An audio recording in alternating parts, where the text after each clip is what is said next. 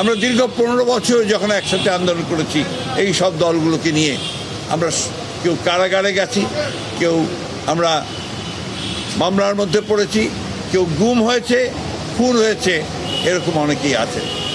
আজকে সেই জন্যই একটা আবেগ ঘন পরিবেশ সৃষ্টি হয়েছিল। মাননীয় প্রধানমন্ত্রী তাদের সকলের সঙ্গে অত্যন্ত আন্তরিকতার সঙ্গে দেখা করেছেন, প্রত্যেকের সঙ্গেই, এবং তিনি কথা বলেছেন। আমাদের অনেকগুলো রাজনৈতিক দল তারা কথা বলেছেন। তারা সবাই মাননীয় প্রধানমন্ত্রীর যে শুরু সরকার চালানো, সেই শুরুটাকে তারা অত্যন্ত প্রশংসা করেছেন। আপনারা সবাই জানেন, সেগুলো আমি রিপিট করতে চাই না। যেমন 10,000 টাকার কৃষি ঋণ প্রথম ক্যাবিনেট মিটিংয়ে সুদসহ মওকুফ করা হয়েছে। ফ্যামিলি কার্ড কমিট করেছিলেন, সেই ফ্যামিলি কার্ড দেওয়া শুরু হয়েছে। কৃষক কার্ড দেওয়ার কমিট করেছিলেন, কৃষক কার্ড দেওয়া শুরু হয়েছে। মসজিদের ইমাম, মন্দিরের পুরোহিত বা আপনার চার্চের ফাদার এবং আপনার ধর্মযাজক বৌদ্ধ ধর্মের তাদেরকে ভাতা দেওয়া শুরু হয়েছে। খেলোয়াড়দের ভাতা দেওয়া শুরু হয়েছে। খাল খনন কর্মসূচি শুরু হয়েছে। এই কাজগুলো কিন্তু শুরু হয়েছে প্রথম থেকেই, এবং নতুন কুড়ির যে আন্দোলন ছিল একটা, সেই আন্দোলনটাও শুরু হয়েছে। সবচেয়ে বড় কথা হচ্ছে যে সরকারকে গুছিয়ে একটা জনগণের কাছে নিয়ে যাওয়ার কাজটা তিনি শুরু করেছেন।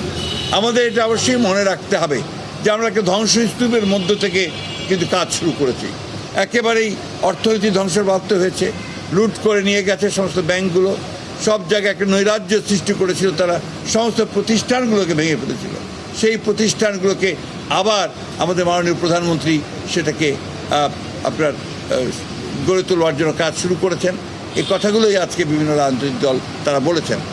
আজকে তিনি বলেছেন যে তিনি এর পরে প্রায়শই, অর্থাৎ যতটা দ্রুত সম্ভব হবে, বিভিন্ন রাজনৈতিক দলগুলোর সঙ্গে তিনি বসবেন। রাজনৈতিক দলগুলো আবারও কাজ করবে একসাথে, এবং তাদের যে মত বিনিময়, সেই মত বিনিময়গুলো হবে। সবচেয়ে বড় জিনিস যেটা তিনি বলেছেন যে 31 দফা কর্মসূচি যেটা আমরা একসাথে দিয়েছিলাম, সেই 31 দফা কর্মসূচি বাস্তবায়িত হবে। এবং বলেছেন দীর্ঘ 15-16 বছর তাদের নেতৃবৃন্দকে তিনি আহ্বান জানিয়েছিলেন আজকে কথা বলার জন্যে, তাদের সঙ্গে একসাথে একটু সামান্য কিছু ডাল ভাত খাওয়ার জন্য। এটা আমাদের এই চলমান যে রাজনৈতিক আন্দোলন, ফ্যাসিবাদের বিরুদ্ধে, আপনার উগ্রবাদের বিরুদ্ধে এবং একই সঙ্গে স্বৈরাচারের বিরুদ্ধে, সেই আন্দোলনেরকে আরও বেগবান করবে, আরও শক্তিশালী করবে বলে আমরা বিশ্বাস করি।